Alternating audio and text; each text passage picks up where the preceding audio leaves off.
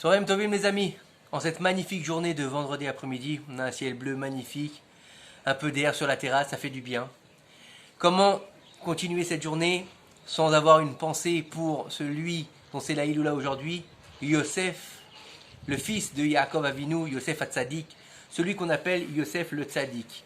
Il faut savoir que c'est un personnage particulier, il fait partie des Ushpizin, donc des invités de Sukkot. Il a une place très importante dans le peuple d'Israël, à tel point qu'on dit de lui qu'il devait être en fait le 4e patriarche. Et que c'est de lui qu'on retient la prière qu'on fait à Rosh Chodesh, à Shabbat et au Fête, qui s'appelle Moussaf. Moussaf en fait, vient de Yosef Hatzadik. Et pourquoi est-ce que Yosef, il a ce qualificatif de Tzadik? Pourquoi est-ce qu'il n'y a pas d'autre? Pourquoi on n'appelle pas Avraham Hatzadik? Ou bien est-ce qu'on n'appelle pas Moshe Hatzadik? Ou bien Aaron Hatzadik? Non, c'est Yosef Hatzadik. L'autre personne qu'on trouve dans la Torah qu'on appelle Tzadik, c'est Noach. Mais Noach, c'est un autre personnage. Le Tzadik par excellence, c'est Yosef. Alors pourquoi est-ce que c'est Yosef? Nos sages nous disent que celui qu'on appelle Tzadik, c'est celui qui va savoir garder sa bride. C'est quoi garder sa bride? C'est ne pas fauter dans tout ce qui est lié aux relations sexuelles. Ça veut dire que ni on va faire ça seul, ni on va faire ça avec des gens qui sont interdites, et on va se préserver. Et la question est de savoir, Yosef, qu'est-ce qu'il a fait dans cette histoire? La particularité de Yosef Hatzadik, c'est qu'à 17 ans, il va être vendu par ses frères. Et il va être vendu en Égypte. En Égypte, il faut savoir que la Torah appelle l'Égypte Erva Ta'aret. C'est quoi Erva Ta'aret? La nudité de la terre. Ça veut dire quoi? On nous dit que dans le monde, Dieu a envoyé 10 niveaux au niveau de la débauche. 9 sont allés en Égypte et 1 sur le reste du monde.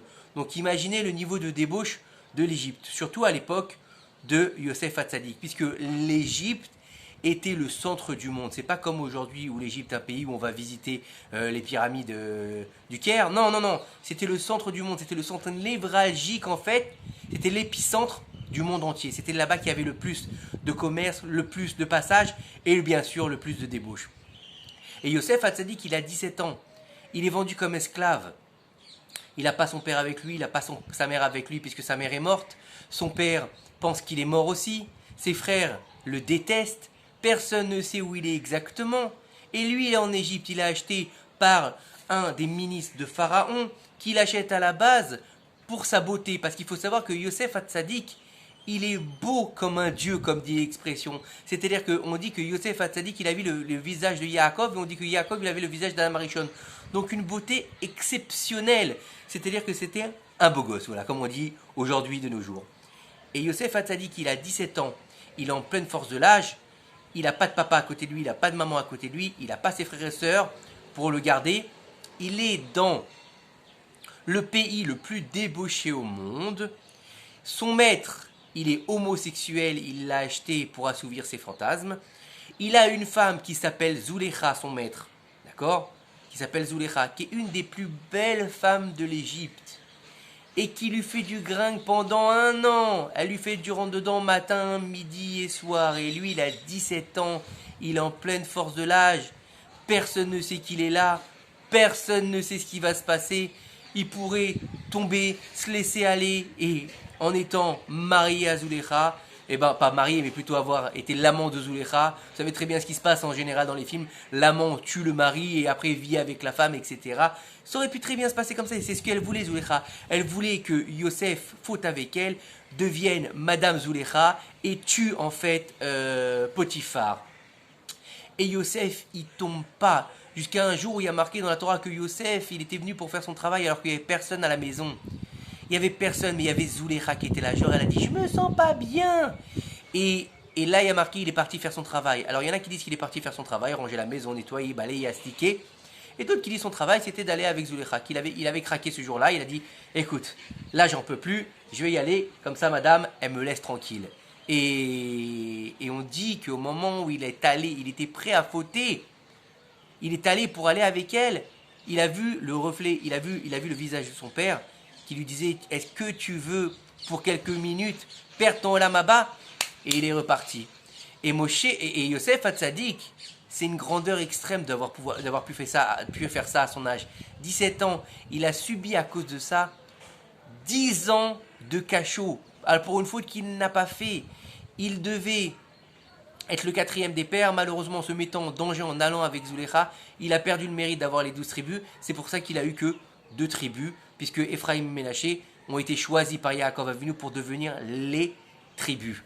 Alors il faut comprendre quoi de Yosef ce tzaddik? Il faut comprendre que l'importance de la Brit Mila de l'homme, l'importance de ne pas fauter avec sa Brit Mila. Alors aujourd'hui on dit oui mais qu'est-ce qu'il fait, c'est rien, c'est pas grave, tu vois pas, on a été avec une fille avant le mariage, ou bien tu vois pas, on a fait, qu'est-ce que ça peut faire, c'est rien. Nos sages nous disent que, regarde Yosef, il a gardé sa Brit, il est devenu roi. Regarde Yosef, il a gardé sa Brit, on lui a mis autour du cou un collier d'or, sur la tête une couronne, on est venu, on lui a donné l'argent du monde dans la main. À Yosef Hatzadik, on lui a donné les honneurs, on lui a fait devant lui la garde royale sur un comment dire, il avait un, où on allait avec les chevaux, j'ai un trou de mémoire, c'était énorme, il est devenu le vice-roi d'Égypte, donc le vice-roi du monde, tout ça parce qu'il a gardé sa brite. Et de là on doit apprendre quoi? Celui qui a des problèmes de Parnassa qui garde sa brite, celui qui veut avoir du Shalom Bayit qui garde sa brite, celui qui veut avoir une bonne santé qui garde sa brite. Pourquoi? Parce que l'essence de l'homme, elle se trouve dans le zéra, elle se trouve dans la semence. Donc si un homme il veut être en bonne santé, qu'il ne touche pas à sa brite, qu'il ne fasse pas n'importe quoi avec sa brite. S'il veut la parnassa, qu'il garde sa brite. Il veut des beaux enfants, qu'il garde sa brite. Et vous, mesdames, quel est votre rôle là-dedans? Quelle est l'importance de la femme? Eh bien, une femme, elle doit aider son mari à garder ses pulsions, elle doit le soutenir, elle doit l'aimer, elle doit le comprendre, et elle doit être là pour lui. Et surtout, une chose très importante, une femme mariée se doit de garder sa couronne pour son mari. C'est quoi sa couronne pour son mari? C'est sa beauté. Et sa beauté, bien sûr, son physique, donc de cacher en étant tsanoua. Et nos sages nous disent que la couronne d'une femme, c'est ses cheveux. Et les cheveux, à partir d'une femme où elle est mariée, à partir du moment où elle est mariée, la femme, elle doit les garder que pour son mari. Mesdames, vous avez le devoir de vous couvrir la tête. Pas parce que c'est religieux, parce que c'est une couronne que vous donnez à votre mari. Vous aimeriez, vous, que votre mari donne ses attributs à une autre femme? Non. Alors pourquoi vous donnez vos attributs à d'autres hommes? C'est votre couronne, gardez-la pour celui qui fait de vous une reine. Celui dont vous devez faire un roi, et pas pour n'importe qui. Parce que malheureusement, lorsque les hommes regardent les cheveux des femmes et en tirent plaisir, eux seront punis, et elle sera punie aussi. Pour chaque cheveu, elle sera punie. Pas pour tous les cheveux, pour chaque cheveu. Donc c'est très important de garder la couronne. Pas pour la punition. Pas seulement pour la punition. Pour comprendre que l'importance de la tsniout, elle valide et elle consolide le couple. Elle consolide l'harmonie. Elle permet à l'homme de garder aussi son zéra et sa force. Et pour lui aussi devenir un tzaddik. Shabbat Shalom Mevorach, que le mérite de Yosef Hatzadik puisse nous protéger. Et comme on sait très bien que avant Mashiach ben David, il y aura Mashiach ben Yosef, qu'il nous envoie le Mashiach ben Yosef pour enfin nous délivrer par Mashiach ben David. Shabbat Shalom Mevorach.